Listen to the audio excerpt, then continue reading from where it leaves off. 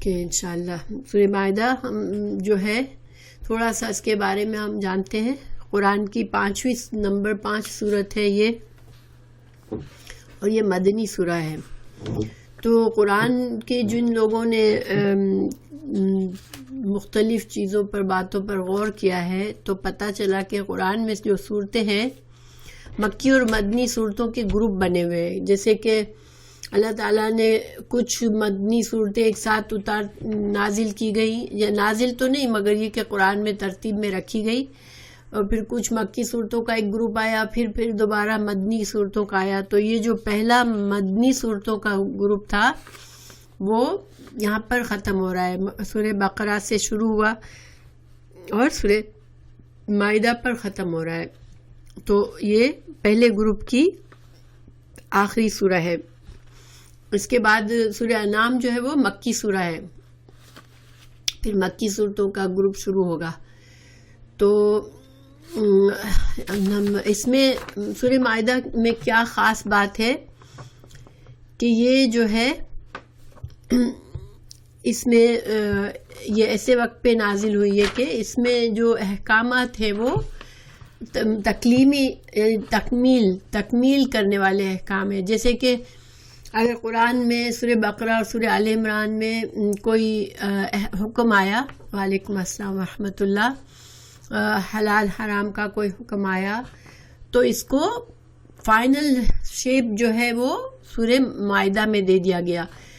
تو گویا کہ کوئی اگر انسان حلال حرام کے بارے میں پیچھے سے کوئی آیت میں سے پڑھتا ہے حکم تو اس کو لگتا ہے کہ یہ تو نہیں فرمایا گیا تھا، اس حکم میں یہ نہیں تھی یہ بات، تو سورہ مائدہ میں اگر یہ بات آ گئی تو وہی فائنل حکم ہے. ٹھیک ہے، یعنی سورہ مائدہ کی جو آیات ہے وہ یہ ثابت رہنے والی ہیں، اور وہ ہو سکتا ہے کہ کچھ آیات اگر منسوخ ہوئی ہو تو سورہ مائدہ کی آیت سے ناسخ، یعنی کہ سورہ مائدہ کی آیات پھر اس میں جو حکم احکامات آئے وہ منسوخ نہیں ہوئے.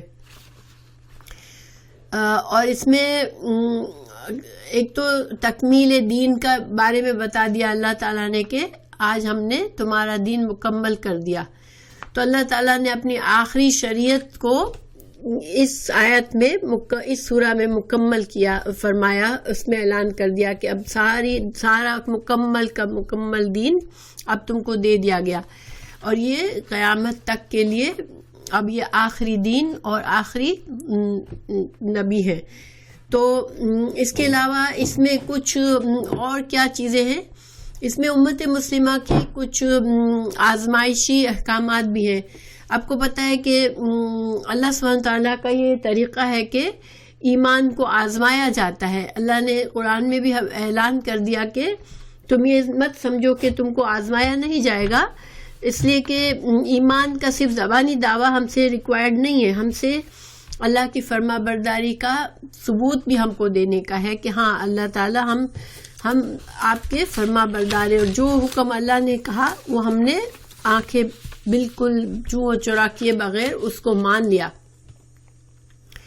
تو اس وجہ سے آزمائش جو ہے ایک مصلحت ہوتی ہے. اللہ تعالیٰ اس آزمائش کے ذریعے اپنے نیک بندوں کو، اپنے فرما بردار بندوں کو الگ کرتا ہے اور اپنے سے قریب کرتا ہے. تو اس میں کچھ احکامات آزمائشی احکامات بھی ہیں. پھر اس میں سورہ امت مسلمہ سے عہد و پیمان کیے گئے ہیں شریعت پر قائم رہنے کے لیے. جیسے کہ ہم نے پڑھا کہ اہل کتاب سے اللہ تعالیٰ نے فرمایا کہ اہل کتاب میرے وعدے پورے کرو، میں اپنے وعدہ پورا کروں گا. تو جس طرح اہل کتاب سے وعدہ لیا گیا تھا شریعت پر قائم رہنے کے لیے، تو اسی طرح سورہ مائدہ میں مسلمانوں سے خطاب کیا گیا ہے اور ان سے عہد لیا گیا ہے. تو یہ تھوڑا سا خلاصہ ہے. پھر اہل کتاب کی جو برائیاں تھیں جن کی وجہ سے وہ اپنے عہدے کو پورا نہ کر سکے، جو اللہ کی چنی ہوئی امت کا ایک عہدہ ان کو دیا گیا تھا، ان کو پورا نہ کر سکے، اور جس طرح سے انہوں نے ان میں جو خرابیاں آئیں جس کی وجہ سے وہ ناکام ہوئے، ان کے بارے میں نشاندہی کی اللہ نے، تاکہ مسلمان سمجھ جائے کہ ہمیں یہ ہمارے لیے ایک عبرت ہے، ایک سوچنے کی بات ہے کہ ایک اللہ کی چنی ہوئی امت اس طرح سے گمراہ ہو سکتی ہے اگر ہم ان باتوں کا خیال نہیں رکھیں گے. تو اس طرح سے سورہ مائدہ جو ہے وہ ان چیزوں پر مشتمل ہے. اس میں جو ہے اہل کتاب کی جو واقعات اور باتیں بتائی گئی ہیں وہ ایک طرح سے امت مسلمہ کو بھی سمجھانے کے لیے ہے کہ تم کو یہ مسٹیکس نہیں کرنی ہے، تم کو اپنا عہدہ اچھی طرح سنبھالنا ہے. پھر عیسائیوں کو بھی اس میں اینڈ میں دعوت اسلام دی گئی ہے. تو انشاءاللہ ہم شروع کرتے ہیں. اعوذ باللہ من الشیطان الرجیم، بسم اللہ الرحمن الرحیم. یا ایہا الذین آمنوا اوفوا بالعقود احلت لکم بہیمۃ الانعام الا ما یتلی علیکم غیر محل الصید وانتم حرم ان اللہ یحکم ما یرید. یا ایھا الذین آمنوا، یا کیا ہے؟ حرف ندا ہے اور یا کے ذریعے پکارا جاتا ہے کسی کو. ایھا کیا ہے؟ میں نے بتایا ہے پہلے، شاید کسی کو یاد ہو. ایھا کا ترجمہ کچھ نہیں ہوتا، ٹھیک ہے. ایھا کب آتا ہے؟ کسی کو یاد ہے کہ ایھا یا کے ساتھ کب آتا ہے؟ جب جس کو بلایا جائے وہ ال سے شروع ہو رہا ہو، وہ نام ال سے شروع ہو رہا ہو تو اس ایھا لگایا جاتا ہے. ایکسپٹ یا اللہ، یا اللہ میں ال ہے لیکن یا ایو نہیں لگتا، ٹھیک ہے، صرف یا اللہ لگتا ہے. مگر اس کے علاوہ اللہ سبحانہ تعالیٰ کے نام کے علاوہ باقی ناموں پر جب ال آتا ہے تو پھر یا کے ساتھ، یا کے بعد ایھا لگا کر اس کو پڑھنے کی ایک آسانی اور ایک خوبصورتی بھی آ جاتی ہے. یا ایھا الذین، تو الذین آپ جانتے ہیں الذین کیا ہوتا ہے؟ یہ کس کی جمع ہے؟ الذین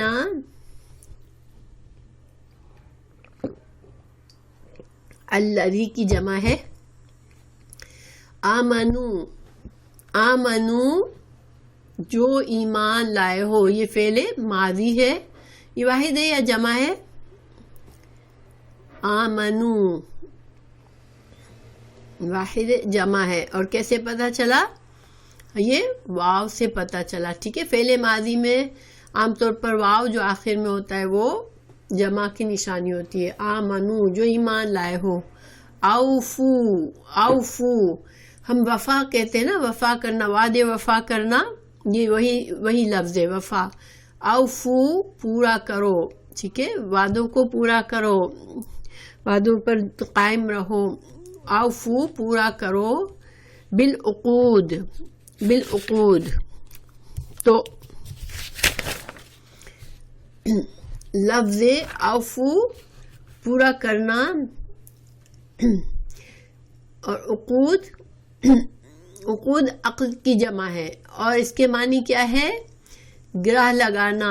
تو ایک چیز کو ایک چیز میں مضبوطی سے باندھنا، گرہ لگانا. یہاں پر عقود سے کیا مطلب ہے کہ مراد تمام جو بھی اللہ سبحانہ تعالیٰ نے مکلف کیا ہے بندے کو شریعت کے احکامات سے. ایک مسلمان کو پتہ ہے کہ وہ مکلف ہے، اس کو مکلف کا مطلب ہوتا ہے کہ باندھا ہوا ہے. انسان کو آزاد نہیں چھوڑا اللہ نے، ان کو حدود اور شرائط اور قوانین ان کے لیے بنائے ہیں. تو جن قواعد کے لیے اس کو پابندی ہے کہ اب اس پابندی کو پورا کرنا ہے، تو یہاں مراد جو ہے وہ شرائط کے احکامات اور دین میں جو تعلیم بندوں کو دی گئی وہ لازمی اور ضروری ہے، اور اسی میں شامل، اس پر قائم رہنا. اور اس کے علاوہ عقود یہاں پر بندوں کے درمیان بھی جتنے بھی امانات ہیں، جتنے بھی حقوق اور ذمہ داریاں ہیں، وہ بھی ایک طرح سے بندھن ہوتا ہے انسان کو. جیسے ہم کہتے ہیں کہ لو میں نے تو کسی سے کوئی وعدہ نہیں کیا ہے، نہیں، جب بھی ہمارے رشتے، ہر رشتہ ایک بندھن ہوتا ہے اور اس رشتے کے اللہ نے احکامات دیے ہوئے ہوتے ہیں. جیسے نکاح کوئی کرتا ہے، ٹھیک ہے، اب وہ کہے کہ بھئی میں نے تو اپنی بیوی سے کوئی وعدہ نہیں کیا کہ میں ساری زندگی اس کا خرچہ اٹھاؤں گا، یا وہ کہے کہ مجھے کوئی ضروری نہیں ہے کہ میں اس کے ساتھ بہت اچھا سلوک کروں، تو نہیں، اس نے اللہ سے وعدہ کیا ہے نکاح کر کے، کیونکہ نکاح ایک عقد ہے، ایک گرہ ہے، ایک وعدہ ہے. تو جیسے ہی انسان نکاح کرتا ہے، اس کی نکاح کی جتنی شرائط اللہ نے، جتنے فرض فرائض نکاح کے ساتھ، جتنے حقوق اور فرائض کی تفصیل بتائی ہے قرآن اور حدیث میں، ان سب کے اب وہ بندہ پابند ہو گیا. تو انسان کو جتنے بھی بندوں کے معاملات میں حقوق اور فرائض ہیں، اور جتنے اللہ کے معاملے میں حقوق اور فرائض ہیں، اور شریعت نے جتنے احکامات دیے ہیں، وہ سب اس میں عقود میں آ گیا. اللہ تعالیٰ نے سورہ مائدہ کے بالکل شروع میں ہی بندے پر یہ پابندی لگا دی، یہ حکم دے دیا کہ تم کو پورا کرنا ہے اپنے وعدوں کو.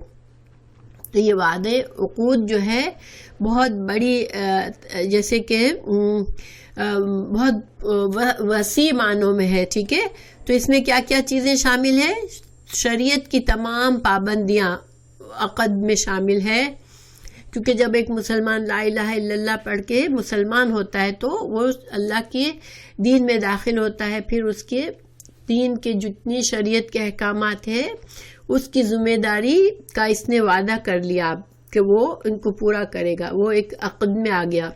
پھر پچھلی امتیں جن معاملات میں اللہ کی فرمانبرداری میں ناکام رہی، ٹھیک ہے، یہاں پر چونکہ پچھلی امتوں کے بھی واقعات بتائے جائیں گے جس میں انہوں نے اللہ کی نافرمانی کی اور ناکام ہو گئی اپنے مشن میں، جن اللہ نے ان کو چنا ہوا بنایا تھا، اور وہ ناکام ہو گئی، اللہ کی ناراضگی کے انہوں نے حاصل کی. تو اب امت مسلمہ ان تمام معاملات میں جو جن میں پچھلی امتیں ناکام ہوئی، ان معاملات میں اللہ کی فرما برداری کر کے وہ اس طرح ان کے نقش قدم پر نہیں چلے گا. یہ بھی یہاں پر ایک وعدہ اس میں شامل ہو گیا. پھر لوگوں کے معاملات میں امانات اور تمام معاملات میں تمام عہد و پیمان. تو جیسے کہ میں نے کہا کہ تمام ہمارے رشتے، ایک معاشرے میں ہم رہتے ہیں تو معاشرے کے جو حقوق اور فرائض اللہ نے قرآن و حدیث میں بتائے، وہ سب ہمارے اوپر عائد ہو جاتے ہیں کہ ہم اس معاشرے میں رہ رہے ہیں. جیسے مثال کے طور پر دیکھیں، ہم کینیڈین سٹیزن ہیں، ٹھیک ہے، تو ہم کو کسی کو یہ ہم نہیں کہہ سکتے کہ لو کینیڈین لاس کا مجھے کوئی وعدہ کرنا، مجھے کوئی پورا کرنا ضروری نہیں ہے، میں نے کوئی وعدہ نہیں کیا ہے حکومت سے. نہیں، جب تم ایک شہری ہو ایک جگہ کے تو تمہارا یہ انڈرسٹوڈ وعدہ ہے کہ تمہیں اس کے تمام قوانین کو پورا کرنا ہے. تو اسی طرح جب ہم ایک معاشرے کے فرد ہیں، ایک فیملی کے فرد ہیں، ایک رشتے میں انوالو ہیں، شوہر بیوی ہے، یا ماں باپ کا رشتہ ہے، بچوں بھائی بہنوں کا رشتہ ہے، تمام معاملات میں ہم آٹومیٹیکلی ہم کو اللہ کی جو بھی ہم نے شریعت ہے اللہ کی، اس کے تمام ہم پر جتنے حقوق اور فرائض عائد کیے گئے ہیں، ان سب کی پابندی ہم پر لازمی ہے. اگر ہم یہ کہتے ہیں کہ ہم اللہ کے فرما بردار ہیں تو ہمیں اس دنیا میں تمام معاملات میں ہم پابند ہیں اس اللہ کے قانون کو پر چلنے کے.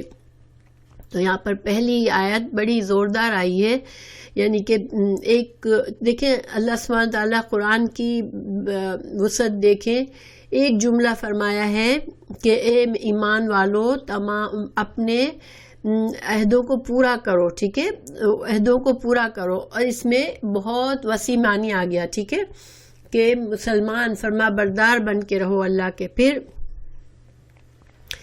آگے اللہ تعالیٰ فرما رہے ہیں حلت حلال سے ہے. یہ فعل کون سا ہے؟ فعل معروف ہے یا مجہول ہے؟ یہ ایکٹیو ہے یا پیسیو ہے؟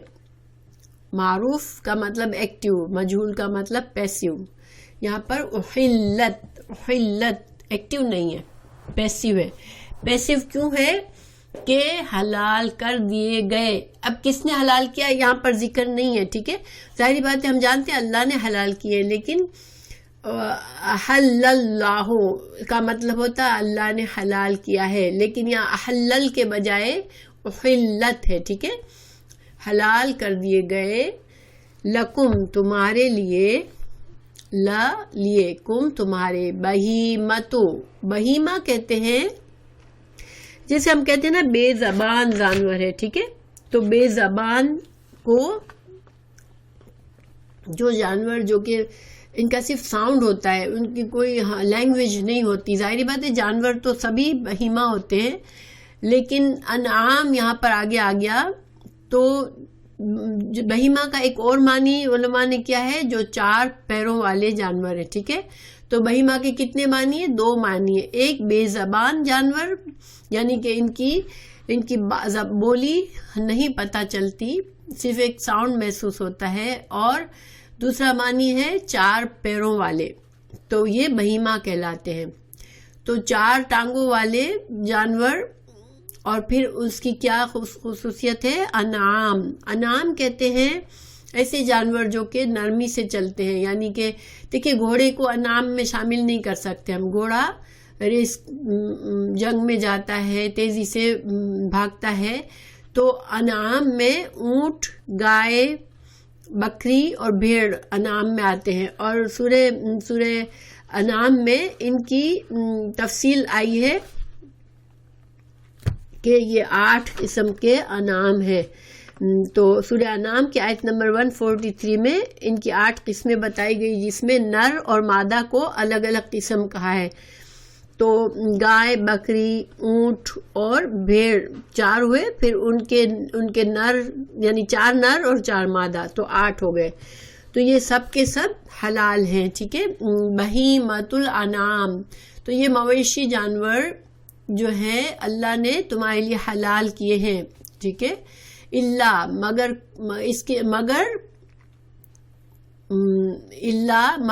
اس کے یعنی سوائے اس کے ماں جو یتلا پڑھا گیا ہے علیکم تم پر غیر، اوکے، یہاں پر ایک بات ختم ہوئی کہ تم پر تمام جانور مویشی جانور تمہارے لیے حلال ہیں، سوائے اس کے کہ جو کہ تم پر پڑے گئے ہیں، تو یہاں پر کیا مطلب ہے کہ اگلی آیت نمبر مائدہ کی 3 آیت میں، آیت نمبر 3 میں اللہ نے ان بہیمہ انعام میں سے جو حرام چیزیں ہیں وہ منع فرمائی ہے، تو اس کی تفصیل آگے ہے، یعنی کہ ایک انسان، آپ کو پتہ ہے کہ بکری حلال ہے، مگر پہلے سے مر گئی ہو، ذبح نہ کی ہوئی ہو، تو پھر وہ حرام ہوتی ہے، تو اس طرح کی تفصیل آگے آئے گی کہ بہیمہ میں کیا حرام ہے، ٹھیک ہے، تو اللہ تعالیٰ فرما رہے کہ تمام، یہاں پر ایک عام حکم دے دیا گیا کہ تمام بہیمۃ الانعام تمہارے لیے حلال ہیں، اب اس کے اندر جو ٹیکنیکل باتیں ہیں وہ اگلی آیت نمبر 3 میں اللہ نے فرمائی ہیں،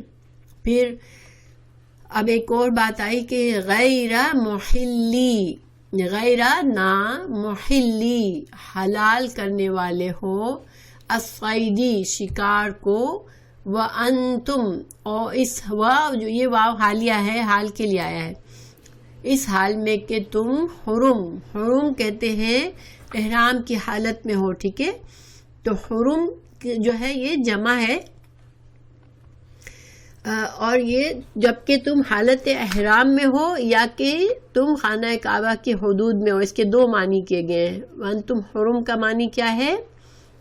یا تو تم حالت احرام میں ہو یا تم خانہ کعبہ کے حدود میں ہو، کیونکہ احرام انسان کہاں باندھتا ہے؟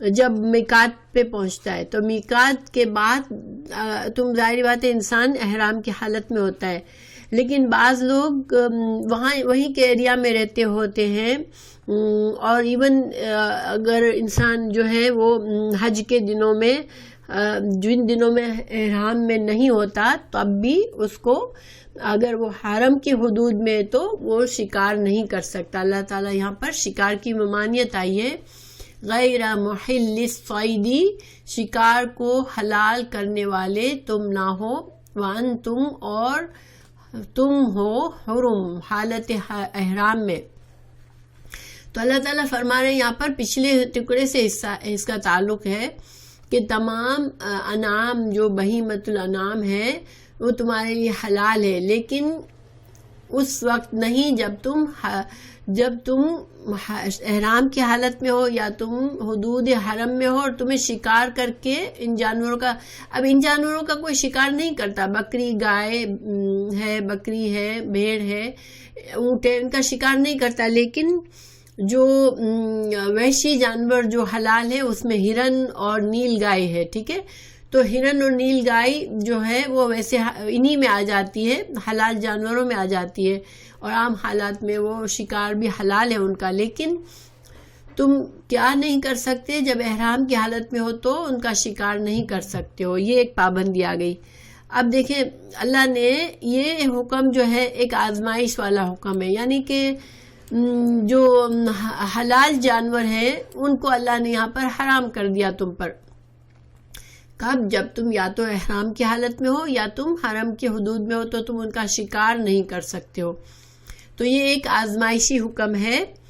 تو اس کی مثال ایسی ہی ہے جیسے اللہ تعالیٰ نے سبت والے دن یہودیوں کو مچھلی پکڑنے سے منع کیا تھا. اب مچھلی پکڑنا حلال ہوتا ہے لیکن بس سبت والے دن اس کو حرام کر دیا تھا. یہ ایک آزمائش تھی ان پر، اور یہاں پر مسلمانوں کے لیے یہ آزمائش ڈالی گئی کہ تم احرام کی حالت میں شکار نہیں کر سکتے. پھر اللہ تعالیٰ فرما رہے ہیں ان اللہ، بے شک اللہ تعالیٰ، یحکم، حکم دیتا ہے، فیصلہ کرتا ہے، ما، جو یرید، جو وہ چاہتا ہے. اب اس آیت کو سمجھتے ہیں. پہلی بات، شکار کو ہمارے لیے شکار کی کوئی اتنی بڑی اہمیت نہیں ہے. اچھا چلو شکار نہیں کرنا تو کون سا ہم جا کے شکار ویسے بھی کرنے والے ہیں. لیکن یہ چونکہ اللہ کے احکامات ہمیشہ کے لیے ہے، تو اب کے حالات ایسے ہیں کہ انسان شکار نہ بھی کرے تو اس کے پاس ہر چیز کا کھانا، ہر چیز راستے میں مل جاتی ہے. ٹھیک ہے، پہلے زمانے میں لوگ شکار کے لیے نکلتے تھے تو ایک تو سفر بڑا لمبا ہوتا تھا، پیدل سفر کرتے تھے یا اونٹوں پہ سفر کرتے تھے، اور پھر اتنا کھانا، کوئی ایسے فریج تو نہیں ہوتے تھے، نہ جگہ جگہ ریسٹوراں بنے ہوئے تھے، تو لوگوں کو شکار ضروری ہوتا تھا کہ شکار کر کے ہی وہ اپنا کھانا راستے میں حاصل کر سکتے تھے بعض اوقات. تو شکار ایک بہت اہم چیز تھی اپنے رزق حاصل کرنے کی جب انسان سفر میں ہوتا تھا. ٹھیک ہے، تو اب آج کل نہیں ہے، لیکن اللہ تعالیٰ جانتا ہے، ہو سکتا ہے آئندہ حالات ایسے ہو جائے کہ پھر سے یہ حالت ہو جائے کہ انسان کو بس اگر سفر میں ہے تو وہ اس کو شکار کرنا لازمی ہو جائے اپنے سروائیول کے لیے. تو یہ سروائیول کے لیے شکار لازمی ہوتا تھا کہ بھئی کھانا پینے کا انتظام اس طرح کیا جاتا تھا. تو اللہ سبحانہ تعالیٰ نے چونکہ ایک حلال چیز سے یہاں منع فرمایا تو ساتھ ہی ساتھ فرما دیا کہ اللہ جو حکم چاہے وہ دے، یعنی کہ اللہ کو کوئی پوچھنے والا نہیں ہے. اللہ جو چاہے حکم دے اپنی مخلوق کو. تو کیوں؟ اب یہاں پر تھوڑا سا ہم اس کو سمجھتے ہیں کہ دیکھیں انسان بعض اوقات بڑا عزوم میں آ جاتا ہے اور سوچتا ہے مجھے اس حکم کی تو کوئی سمجھ میں نہیں آئی. جیسے کہ سب کے لوگوں نے سوچا کہ چلو ہم تو اللہ کی فرما برداری کر رہے ہیں، ہم تو صرف ہفتے کو جا کے جمعے کے دن جال بچھا دیتے ہیں، ہم کوئی مچھلی تو نہیں پکڑ رہے، ہم تو جیسے سنڈے کو پکڑتے ہیں. لیکن یہ انہوں نے ایک ہیلا سازی کی اللہ کے حکم کو نہ ماننے کی، اور ایک اپنے لیے فائدہ نکالا ایک ناحق طریقے سے. ٹھیک ہے، تو اللہ تعالیٰ کا یہ ہے کہ دستور ہے کہ اللہ تعالیٰ آزماتا ہے بندوں کو اپنے، اور انسان کو صرف زبان کا ایمان کافی نہیں ہوتا. تو جب اللہ تعالیٰ آزمائش کے لیے کوئی حکم دیتا ہے تو پھر ایک فرما بردار بندہ یہ سوچتا ہے کہ یہ اللہ میرے خالق کا حکم ہے اور اسی میں میرے لیے بہتری ہے، اور وہ سمعنا و اطعنا کرتا ہے، سن لیا اور اطاعت کر لی، بس وفاداری کرتا ہے وہ. تو اس میں وہ اس کو اجر و ثواب ملتا ہے اللہ کی طرف سے اور اللہ کی قربت ملتی ہے. لیکن جہاں انسان بہانے ڈھونڈتا ہے اور یا کہ سائیڈ روڈ ڈھونڈتا ہے کہ کسی طرح جس طرح سب والوں نے کیا یا کسی طرح سے اللہ کے حکم کی نافرمانی کرتا ہے، تو وہ اللہ تعالیٰ نے جو ہے اس ناراضگی کماتا ہے وہ. دیکھیں ایک حدیث ہے، مجھے اس دفعہ بہت ٹائم نہیں ملا کلاس کی تیاری کے لیے، اس لیے کہ میری کمر میں درد تھا کافی، تو میں نے مختصر تیاری کی ہے، لیکن اس لیے مجھے حدیث کے ایگزیکٹ ورڈنگ سامنے نہیں ہے میرے، مگر حضرت حذیفہ کی شاید حدیث ہے کہ یہ لوگ جب جا رہے تھے عمرہ کے لیے یا حج کے لیے، تو وہ اکیلے تھے جو کہ احرام میں نہیں تھے، یعنی کہ باقی سارے لوگوں نے احرام باندھ لیا تھا، ابھی انہوں نے احرام نہیں باندھا تھا. اور ایک نیل گائے وہاں قریبی سے جیسے نظر آئی ان لوگوں کو، باقی صحابہ کو ابھی ان کو نہیں نظر آئی تھی، جو احرام میں نہیں تھے ان کو نظر نہیں آئی تھی اور باقی لوگوں کو نظر آئی تھی، لیکن کسی ایک صحابی نے بھی ایک ہلکا سا اشارہ بھی نہیں کیا کہ کوئی آواز کرتے، کوئی پتھر پھینکتے یا کچھ بھی، یعنی کسی طرح حضرت حذیفہ کا دھیان اس طرف ڈالتے کہ دیکھو یہ شکار سامنے موجود ہے، تم کر لو. تو پھر اچانک ان کی نظر پڑی خود ان کی، تو انہوں نے شکار کرنا چاہا تو ان کے ہاتھ سے نیزہ گر گیا. اب وہ سواری پر تھے، اب نیزہ گر گیا، اب وہ اپنے ساتھیوں سے کہہ رہے مجھے نیزہ اٹھا دو، تو کوئی اٹھا کر نہیں دے رہا. کیوں کہ اللہ کا حکم تھا کہ تم شکار نہیں کر سکتے ہو احرام کی حالت میں. تو کسی نے ہمت ہی نہیں کی کہ ہم نیزہ اٹھا کر بھی دے، ایسا نہ ہو کہ ہم کو گناہ مل جائے کہ ہم نے کیوں مدد کی شکار کرنے میں.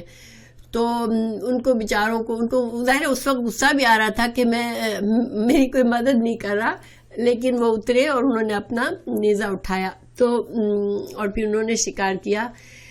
تو میرا مطلب کہنے کا ہے کہ صحابہ کرام جو تھے وہ ان کو پتا تھا کہ کیسے اللہ کے احکامات کو سمجھنا بتانا کرنا ہے. اللہ تعالیٰ نے سورہ میں نے کہاں لکھا، ایک منٹ، اللہ تعالیٰ نے فرمایا ہے سورہ مائدہ کی 94-96 آیت میں. اوکے، میں آپ کو بتاتی ہوں کہ واضح طور پر اللہ تعالیٰ نے فرما دیا کہ یہ جو ہوتی ہے یہ آزمائش ہوتی ہے اور اس پر اوکے اللہ تعالیٰ نے فرمایا اللہ تعالیٰ کچھ شکار سے تمہارا امتحان لے گا. یہ ترجمہ ہے ڈائریکٹ، ٹھیک ہے، آیت نمبر 94 کا. جن تک تمہارے ہاتھ اور تمہارے نیزے پہنچ سکیں گے، ٹھیک ہے. اللہ تعالیٰ اس طرح تم کو آزمائے گا کہ تمہارے بالکل شکار تمہارے ہاتھ کے پاس آ کے کھڑا ہو جائے گا اور تم احرام کی حالت میں ہوگے، تمہارا نیزہ بالکل نیزے ٹچ کر رہا ہوگا اس کو، جانور کو، اور تم احرام کی حالت میں ہوگے. اللہ تعالیٰ تم کو ایسے آزمائے گا تاکہ اللہ معلوم کر لے کہ کون شخص اس سے بن دیکھے ڈرتا ہے اور جو شخص اس کے بعد حد سے بڑھے گا اس کے لیے دردناک عذاب ہے. تو یہ ترجمہ تھا آیت نمبر 94 کا. تو گویا اللہ نے واضح فرما دیا کہ اللہ تعالیٰ جو ہے وہ کرتا ہے، آزماتا ہے، کوئی اللہ کو پوچھنے والا نہیں ہے. اللہ تعالیٰ یحکم ما یرید، جو چاہتا ہے وہ فیصلہ کرتا ہے، جو چاہتا ہے وہ حکم دیتا ہے، لیکن بندے کو کیا کرنا ہے، سمعنا وطاعنا. تو صحابہ کرام نے ہمیں مثالیں پیش کر دی کہ وہ انہوں نے سبت والوں کی طرح کوئی بہانے نہیں ڈھونڈے، کوئی ہیلے نہیں ڈھونڈے. اور یہ حدیث بڑی پیاری ہے اس کے بارے میں، لیکن انشاءاللہ میں نے آپ لوگوں کو تھوڑا سا اس کا اندازہ دے دیا. بہرحال تو اب ہم کو بھی دیکھیں شکار نہیں ہمیں کرنا، لیکن اس طرح کے احکامات ایسی سچویشن میں جب ہم دین میں آتے ہیں جہاں ہمیں آزمائش محسوس ہوتی ہے تو ہمیں اللہ پر بھروسہ کرنا ہے کہ اللہ ہی میرا خالق ہے اور اللہ تعالیٰ کی آزمائشوں میں میرے لیے کچھ نہ کچھ خیر اور بھلائی ہے انشاءاللہ. اگر ہم یہ سوچیں گے کسی بیماری آ گئی، کسی کو کوئی اچانک سے تنگی ہو گئی، کوئی مشکل آ گئی، مالی نقصان ہو گیا، کوئی جانی نقصان ہو گیا، تو اللہ پر بھروسہ کرنا ایک ایمان کا حصہ ہے کہ اللہ سبحانہ تعالیٰ کے فیصلے ہی میرے لیے بہتر ہے. تو انشاءاللہ اس سے ہمیں اللہ کی قربت حاصل ہوگی اور ایمان ہمارا بڑھے گا. تو ہم اگلی آیت کی طرف چلتے ہیں. اللہ تعالیٰ ہمارے ایمان کو ایسا مضبوط کر دے کہ ہم اللہ پر مکمل بھروسہ کرنے والے بن جائیں. آمین. یا ایھا الذین، اے لوگو جو آمنو ایمان لائے ہو، لا تحلو، نہ تم حلال کر لو، لا تحلو، تم حلال نہ کرو۔ اس کا کیا مطلب ہے کہ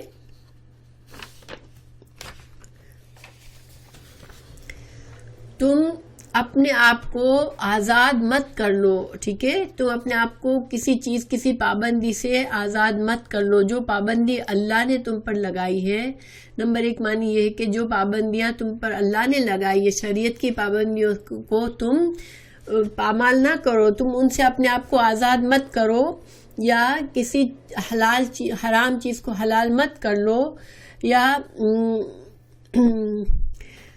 کسی اللہ نے جس چیز کو عزت دی اس کی بے عزتی مت کرو، اللہ نے جس کو حرمت والا بنایا اس کی حرمت کو خراب مت کرو۔ یہ سارے معنی اس میں ہے، ٹھیک ہے؟ تو لا تحلو، نہ تم حلال کر لو شعائر اللہ، شاعر شعیرہ کی جمع ہے، شعیرہ کی جمع ہے، ٹھیک ہے؟ شعیرہ کیا ہوتی ہے؟ شعیرہ جو ہوتی ہے وہ کوئی نشانی ہوتی ہے، ٹھیک ہے؟ علم، جس سے انسان ہر وہ شے جو کسی چیز کا نشان ہو یا علامت ہو، یعنی علامات کیا ہوتی ہے؟ علامات کو دیکھ کے انسان کسی چیز کو پہچانتا ہے۔ جیسے مثال کے طور پر ہم سفر کر رہے ہوتے ہیں، بالکل بیابان، جنگل بیابان ویرانے سے ہوتے ہیں، پھر ہمیں کچھ نشانیاں نظر آتی ہے کہ اب آبادی شروع ہونے والی ہے، تو وہ اس شہر کی نشانی ہوتی ہے، یا کوئی سائنز لگی ہوئی ہوتی ہے، وہ اس شہر کی نشانی ہوتی ہے کہ فلاں شہر اب آنے والا ہے۔ تو اسی طرح ہر وہ چیز جو دنیا میں ہمیں اللہ سبحانہ تعالیٰ کی یاد دلائے، اللہ کی پہچان کرائے، وہ شاعر اللہ اس کو ہم کہہ سکتے ہیں۔ لیکن شاہ عبدالعزیز محدث دہلوی نے شاعر اللہ کی 4 طرح کی تقسیم کی ہے عبادات کے معاملے میں، ٹھیک ہے؟ عبادات کے مقامات بھی شاعر اللہ ہوتے ہیں، جیسے خانہ کعبہ، عرفہ کا میدان، مزدلفہ، جمار جو ہے 3 جمار صغریٰ، کبریٰ اور وسطیٰ، پھر صفا اور مروہ۔ اسی طرح نمبر 2 زمانے، عبادات کے زمانے جو ہے وہ بھی شاعر اللہ ہے، جیسے رمضان کا مہینہ، یہ زمانہ ہے جس میں انسان روزے رکھتا ہے، یہ بھی شاعر اللہ ہے۔ اسی طرح حرم کے مہینے جو حج کے مہینے ہوتے ہیں وہ شاعر اللہ ہوتے ہیں۔ عید الفطر شاعر اللہ ہے، عید الاضحیٰ، جو ابھی عید آ رہی ہے، پھر جمعے کا دن شاعر اللہ ہے، ایام تشریق شاعر اللہ ہے۔ اس کے علاوہ عبادات کی علامات جیسے کہ اذان، اقامہ کہنا، اذان کہنا، نماز یا باجماعت نماز پڑھنا، نماز جمعہ اور نماز عیدین، یہ ساری کیا ہے؟ علامات عبادات ہے۔ ان سے کوئی نماز پڑھ رہا ہوتا ہے تو اس کو دیکھ کو ہمیں اندازہ ہو جاتا ہے، کوئی اٹھ رہا ہے، کوئی رکوع کر رہا ہے، کوئی سجدہ کر رہا ہے، تو ہمیں اندازہ ہو جاتا ہے کہ وہ اللہ کی عبادت کر رہا ہے، تو وہ شاعر اللہ ہے، یعنی کہ اللہ کی نشانی ہو گئی وہ بھی۔ پھر اللہ کی نشانیوں میں الہدی ہوتی ہے، ہم اس کو پڑھتے ہیں، لا تحلوا شعائر اللہ، تم حلال نہ کر لو اللہ کی شاعر کو، ولا، اور نہ الشہر الحرام، شہر الحرام کو بھی، اس کی حرمت کو بھی پامال نہ کرو۔ شہر حرام 4 ہیں، 4 مہینے ہمیں پتہ چلتا ہے کہ وہ حرام مہینے یعنی کہ حرمت والے مہینے ہیں۔ حرام ہم یہ نہیں حرام کے معنی میں، یہ حرمت والے مہینے ہیں۔ اور یہ 4 مہینے کون سے ہیں؟ 4 مہینے ذوالقعدہ، ذوالحج، محرم اور رجب، ٹھیک ہے؟ یہ 4 مہینوں میں جنگ کرنا جو ہے یہ بے حرمتی ہے ان مہینوں کی۔ تو پہلے تو آپ کو پتہ ہے کہ بڑی جنگیں ہوا کرتی تھی، لیکن مسلمانوں کو ان 4 مہینوں میں جنگ کی ممانعت ہے، جنگ نہ کرے ان مہینوں میں۔ پھر والہدیہ، ہدیہ کیا ہوتی ہے؟ الہدیہ وہ جانور جس پر پہلے زمانے میں، اب بھی ہم کر سکتے ہیں، لیکن اب جیسے ہم عام طور پر اپنے ساتھ جانور لے کے حج اور عمرہ کے لیے نہیں نکلتے، بلکہ ہم وہیں سے جانور کا بندوبست کر لیتے ہیں. لیکن پہلے زمانے میں لوگ جانور لے کر بھی جاتے تھے، تو جو لوگ جانور قربانی کا لے کر جاتے تھے اس جانور پر نشانی لگاتے تھے تاکہ لوگوں کو دور سے ہی پتہ چل جائے کہ یہ جانور جو ہے وہ محترم جانور ہے، یہ قربانی کا جانور ہے، تو اس جانور کو کوئی ہارم نہ کرے یا اس کے ساتھ ناجائز کچھ بھی فائدہ نہ اٹھائے. تو اس پہلے کیا کرتے تھے کہ اونٹوں کو شعار کرتے تھے. یعنی شعار کیا ہوتا ہے؟ اونٹ کے کوہان پر چھوٹا سا ایک زخم لگا کے اس کے خون کو اس کی کوہان پہ پھیلا دیتے تھے. تو اس کی کوہان پر ایک خون کا نشان ہونا، یہ پتہ ہوتا تھا کہ یہ اونٹ قربانی کا اونٹ ہے. اور چھوٹے جانوروں کو شعار نہیں کرتے تھے بلکہ اس کو ان کے گلے میں پٹا ڈال دیتے تھے، کوئی ایک بنا ہوا پٹا ڈال دیتے تھے، ان کو قلائد کہتے تھے. تو قلائد جو جانور کے گلے میں پٹا ڈالتا ہے اس کو قلید کہتے ہیں. تو اس جانور کے گلے میں پٹا دیکھ کے لوگوں کو پتا ہوتا تھا کہ یہ جانور قربانی کا ہے. تو اللہ تعالیٰ نے یہاں منع فرمایا کہ ان کی جگہ کہاں ہوتی تھی قربانی کی؟ حرم شریف میں. تو ان کو حرم شریف پہنچنے دو، ان کو نہ روکو. اگر کوئی انسان لے کے نکلا ہے ایسے جانور، اب راستے میں کسی نے لوٹ لیا جانور کو اور چھین لیا یا ایسے کچھ نہ کرو. اور یہ ایک نشانی ہوتی تھی کہ یہ حج اور عمرے کا قافلہ ہے. تو شاعر اللہ کو مت روکو. ولل قلائد پٹے والے جانور. تو اس میں ہدی میں یہ بھی شامل ہے قلائد بھی، لیکن اللہ تعالیٰ نے ایکسٹرا بتا دیا کہ قلائد کو نہ روکو. پھر ولا اور نہ آمینہ قصد کرنے والے. ٹھیک ہے، حمزہ میم ام کا مطلب ہوتا ہے قصد کرنا.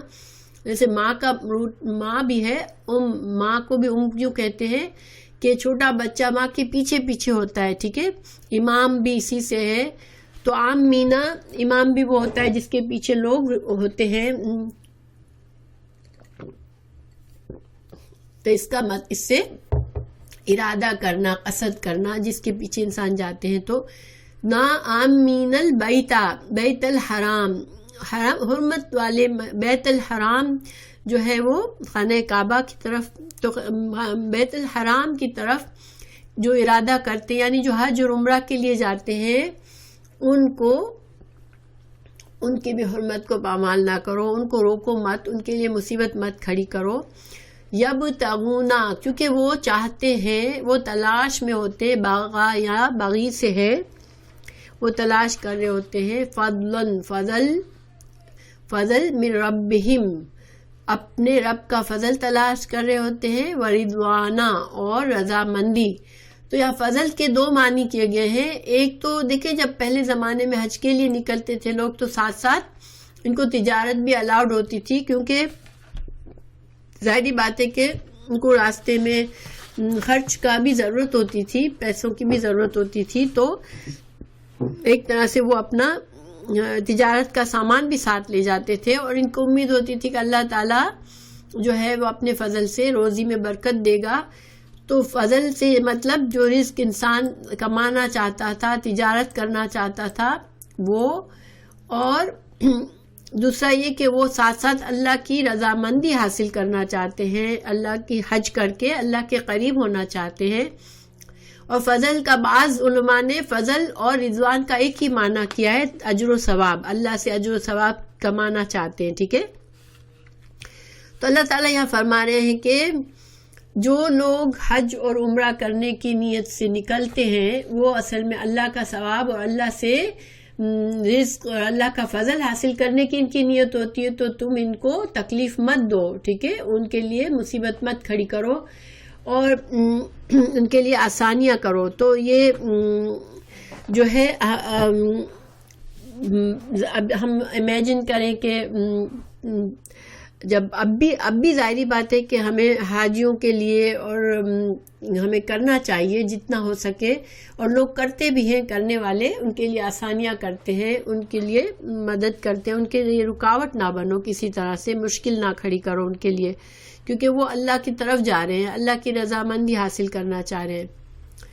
تو اب یہاں پر ایک بات پوری ہوئی، اللہ تعالی نے 4 چیزوں کے لیے فرمایا یہاں پر کہ تم اللہ کے شاعر کی بے حرمتی نہ کرو، یعنی کہ شاعر اللہ سے مطلب تمام سمجھ لیں کہ اللہ کے دین کے جتنے بھی احکامات ہیں، جتنے بھی باتیں جو اللہ کی نشانیاں ہیں، جو اللہ سے قریب کرنے والی چیزیں ہیں، ان سب کی حرمت کرو، ان کی بے حرمتی نہ کرو، یعنی کہ خود کو اپنے آپ کو اس سے پابند نہ، اس سے آزاد نہ کر لو، ان کو ترک نہ کر دو، ٹھیک ہے۔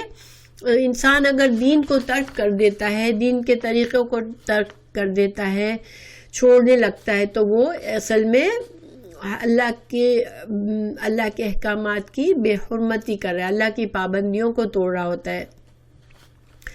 تو تمام اوامر اور نواہی، جتنے کام اللہ نے کرنے کا حکم دیا اور جتنے کاموں سے روکا، کچھ علماء یہ کہتے ہیں کہ شاعر اللہ کو حلال نہ کرو، مطلب اللہ کے تمام احکامات پر پابند رہو، اللہ کے اوامر جتنے احکامات ہیں اور جتنی چیزوں سے روکا گیا ہے ان سب کو تم پابندی کرو اور ان کی بے حرمتی نہ کرو۔ اور کچھ نے کہا کہ اس سے حج عمرے کے احکامات ہیں، ٹھیک ہے، لیکن عام مطلب زیادہ سوٹ کرتا ہے، اس لیے کہ ظاہری بات ہے کہ اللہ تعالیٰ کے احکامات تو سارے ہی محترم ہیں، اور اللہ کے سارے احکامات کو بندہ مومن کو اس کی قدر کرنی چاہیے۔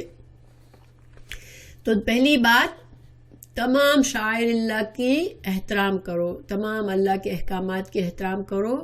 پھر اس کے علاوہ شہر حرام میں جنگ نہ کرو، ان چیزوں سے بچو جو منع کیا گیا ہے۔ پھر قربانی کے جانوروں کے ساتھ صحیح سلوک کرو، ان کو روکو مت، ان کو ان کی قربان گاہ تک آسانی سے پہنچنے دو، اور جو حج عمرہ کے لیے جو لوگ نکلے ان کے راستے میں رکاوٹیں مت کرو، ٹھیک ہے۔ یہ ساری باتیں یہاں پر اللہ نے ہمیں فرمائی ہے۔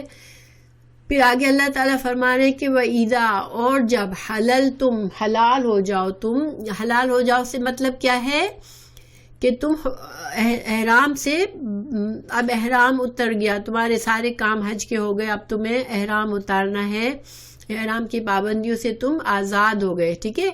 حلال ہونا کیا ہے؟ پابندیوں سے آزاد ہونا، گرہ کھل جانا، یعنی کہ جتنی پابندیاں تم پر ڈالی گئی تھی احرام کی حالت میں، اب تم اس سے آزاد ہو گئے تو تم حلال ہو گئے، ٹھیک ہے۔ حلال ہو جاؤ تم، فاصطادوا، تو شکار کرو۔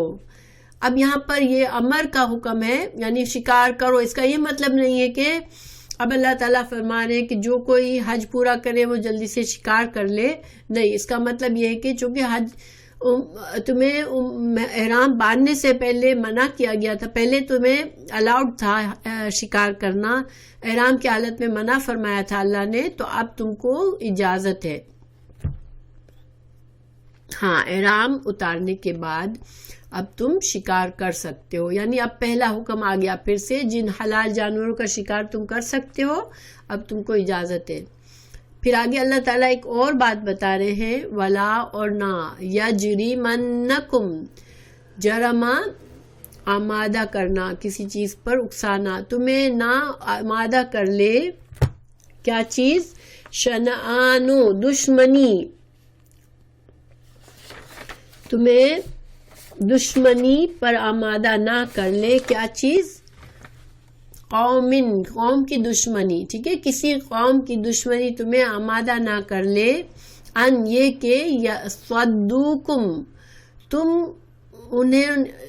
انہوں نے تمہیں روکا تھا، ان صدوکم، صددا، روکنا کسی کو، کیونکہ انہوں نے تم کو روکا تھا، ان سے، المسجد، مسجد، الحرام، حرام سے، چونکہ تمہیں دشمن نے، یعنی کہ آپ کو پتہ ہے کہ جب پہلا عمرہ کرنے کے لیے رسول اللہ صلی اللہ علیہ وسلم نکلے تھے تو قریش نے روک دیا تھا. حالانکہ مسلمان بغیر اسلحے کے گئے تھے, احرام کی حالت میں تھے, جانور ساتھ تھے, مگر قریش نے ان کو عمرہ نہیں کرنے دیا تھا, جو کہ اس زمانے کے لحاظ سے بھی بہت بڑا جرم تھا, اس لیے کہ یہ قانون تھا کہ کسی کو بھی حج اور عمرہ سے نہ روکا جائے, مگر انہوں نے مسلمانوں کو روکا تھا.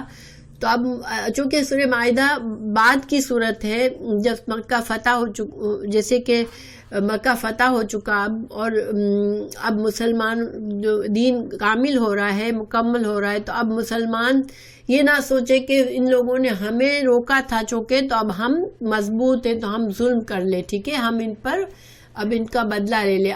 یہ کہ تعتدوا, تم زیادتی کرو. اللہ تعالیٰ فرما رہے کہ تم اب زیادتی مت کرنا, جو کہ ظاہر یہ بہت بڑا وہ تھا کہ ان کو روکا گیا تھا, تو بڑا غصہ تھا لوگوں کو, بہت افسوس ہوا تھا مسلمانوں کو, اور بہت ناجائز ان کے ساتھ عمل کیا گیا تھا. تو تمہیں مشرکین نے 6 ہجری میں پہلے روکا تھا مسجد حرام میں جانے سے پہلے, تو اب 7 ہجری میں یہ لوگ دوبارہ گئے تھے اور اپنا قضاء عمرہ کیا تھا پورا. تو اللہ تعالیٰ نے فرمایا کہ تم اب اس دشمنی میں, اس غصے میں تم دشمنوں کے ساتھ زیادتی مت کر لینا. وَتَعَاوَنُوا, دیکھیں اسلام انسان کو, مسلمانوں کو ہر طرح کے فساد سے بچاتا ہے کہ بے وقت بے موقع کسی سے بھی مت لڑو. اگر حالانکہ انہوں نے بڑا جرم کیا تھا تمہارے ساتھ, پھر بھی اللہ نے فرما دیا کہ تم زیادتی مت کرنا. اسلام میں بدلہ الاؤڈ ہے, مگر جتنا تمہارے ساتھ کیا گیا بس اتنا, ٹھیک ہے, اور معاف کر دو تو بہت بہتر ہے. لیکن اگر جو مظلوم ہے وہ موقع ملنے پر خود ظالم بن جاتا ہے تو یہ اسلام اس کی اجازت نہیں دیتا. پھر آگے اللہ تعالیٰ فرما رہے تعاونوا, تعاون کرنا اردو میں بھی بولتے ہیں نا, ایک دوسرے کی مدد کرنا. عین واو نون روٹ ورڈ ہے اس کا. تعاونوا, ایک دوسرے کے تعاون کرو, ایک دوسرے کی مدد کرو. البر, نیکی پر, البر نیکی کے کام, تمام نیکی کے کام. والتقوی, اور تقوی پر. یعنی کہ جب کوئی تقوی اور نیکی کا بڑا کام ہو رہا ہو تو تم اس میں اپنا حصہ ڈالو, تم مدد کرو. ولا, اور نہ, تعاونوا, تم تعاون کرو. علی الاسم, گناہ کے کام پر. والعدوان, اور زیادتی کے کاموں پر. یہ ایک بہت بڑا اہم اصول ہے اس آیت میں کہ اسلام ہمیں کیا سکھاتا ہے کہ ہم کسی ظالم کا مدد نہ کریں, کسی زیادتی والے غلط کام میں ہم اپنا حصہ نہ ڈالیں. اب مثال کے طور پر اس وقت میرے ذہن میں یہ بات آ رہی ہے, ورنہ ضروری نہیں ہے.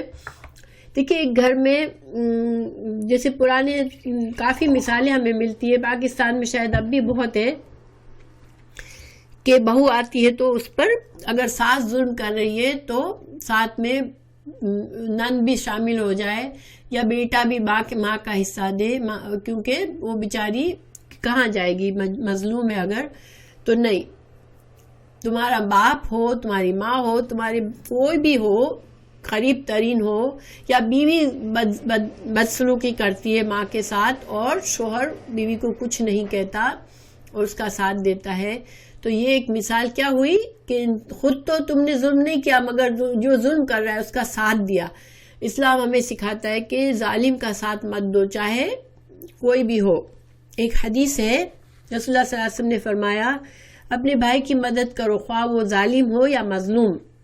تو ایک آدمی نے عرض کی, اے اللہ کے رسول, جب وہ مظلوم ہو میں اس کی مدد کروں گا, لیکن اگر وہ ظالم ہو تو پھر میں اس کی کس طرح مدد کروں؟ فرمایا اس وقت اس کی مدد یہ ہے کہ اسے ظلم سے روکو, یعنی کہ ظالم کو اس کے ظلم سے روکنا, یہ مدد کرنا ہے اس کی, کہ وہ انسان اپنے غصے میں, غیظ میں, غضب میں, اگر ایک انسان زیادتی کر رہا ہے کسی پر, اگر وہ دوسرا بندہ اس کو شے دے گا یا خاموش رہے گا تو وہ سمجھے گا کہ میں صحیح کر رہا ہوں, لیکن اگر دوسرا بندہ آ کے اس کو کہے گا کہ تم یہ غلط کر رہے ہو تو وہ شاید سوچے گا کہ ہاں میں کہیں غلط تو نہیں کر رہا. یہ بخاری کی حدیث ہے, ٹھیک ہے. تو یہ ایک اصول ہے اسلام کا کہ اچھے خیر کے بھلائی کے کاموں میں ایک دوسرے سے مدد کرو, ایک دوسرے کو تعاون کرو, اور جو انسان تعاون کرتا ہے اس کا وہی اجر و ثواب ہوتا ہے جو نیکی کرنے والے کا ہوتا ہے. اور برائی کے کاموں میں، ایک دوسرے پر زیادتی کرنے کے کاموں میں، گناہ کے کاموں میں کسی کو ساتھ مت دو، ورنہ تمہارا گناہ وہی ہو جائے گا۔ تو انشاءاللہ یہ ہماری آج کی آیت ہے۔ اللہ کا شکر ہے ہماری کلاس پوری ہو گئی۔ اللہ تعالی ہمیں سمجھنے، سوچنے اور عمل کرنے کی توفیق دے۔ ویسے تو 2 ہی آیات ہیں مگر اس میں بہت کچھ سوچنے کو ہے۔ ایک طرح سے پورے دین کا خلاصہ آ گیا اس میں کہ ہمارا دین ہمیں کیا سکھاتا ہے کہ تمام عہد پورے کریں، تمام ہر چیز کی ذمہ داریوں کو سمجھے، اپنی ذمہ داریوں کو سمجھے، ایز اے مسلمان، ایز اے معاشرے کا ایک حصہ، ایز فیملی کا ایک ممبر کے طور پر، ایک اللہ کے بندے کے طور پر تمام طریقوں سے ہم اپنی ذمہ داریوں کو سمجھے اور اپنے ان تمام حقوق کو، تمام وعدوں کو پورا کرے جو کہ زبان سے نہیں کیے تب بھی ہمارے اس رشتے کی وجہ سے ہم پر عائد ہو جاتے ہیں، جو اللہ کے تمام احکامات ہم پر عائد ہو جاتے ہیں، ان کی ہم پابندی کریں، اپنے عہد و پیمان کو پورا کریں۔ اور دوسرا یہ کہ اللہ کے شعائر کی بے حرمتی نہ کریں، اللہ کے احکامات کو پیٹھ کے پیچھے نہ ڈال دیں، اور جو ہے جتنی بھی چیزیں اللہ نے بنائی ہیں، جو عبادات کے مقامات ہیں، جو پاکیزہ جگہیں ہیں، جو بھی اوقات ہیں، جو اللہ کی عبادات کے اوقات ہیں، ان سب کی عزت کریں، ان کا احترام کریں اور ان کو ترک نہ کریں، ان کو اپنائیں۔ اور پھر جو ہے ایک دوسرے کو، ایک معاشرے میں، ایک گھر میں، ایک یعنی کہ کسی بھی طرح سے اللہ کے بندے ہو کہ اس دنیا میں تم اس طرح رہو کہ نیکی کے کاموں میں صرف ساتھ دو، اچھے کاموں میں لوگوں کا تعاون کرو اور برائی کے کاموں میں نہ ساتھ دو۔ تو یہ پورا کا پورا دین اللہ تعالیٰ نے ان 2 آیات کے اندر ہم کو ایک خاکہ بتا دیا۔ الحمدللہ یہ ہے قرآن کی گہرائی، اور میں نے تو خیر بہت ہی مختصر بات کہی ہے، اور اگر انسان کو ان چیزوں کو اچھی گہرائی میں سمجھنا ہے تو بہت کچھ علماء نے ظاہری باتیں ان پر باتیں کی ہیں، مگر ظاہری باتیں اگر انسان سچے دل سے سوچے، اپنے آپ سے آنیسٹ ہو کے سوچے، تو پھر اسے پتہ چلتا ہے کہ میں بندہ ہوں اور مجھے بندہ بن کے رہنا ہے، اور اللہ کے ہر قدم پر اللہ کے ہر فیصلے کو قبول کرنا ہے۔ تو انشاءاللہ اللہ تعالیٰ ہمیں سمجھنے کی توفیق دے، عمل کرنے کی توفیق دے، اور اللہ تعالیٰ سے ضرور دعا کرے کہ اللہ ہمیں اس کلاس میں بھی، مجھے بھی اور آپ کو ثابت قدم بھی رکھے، اور اللہ تعالیٰ ہمارے لیے آسانیاں بھی کرے، اور ہماری جو ساتھی کسی بھی پریشانی تکلیف کی وجہ سے ہمارے ساتھ چلنے میں مشکل ہو رہی ہے ان کو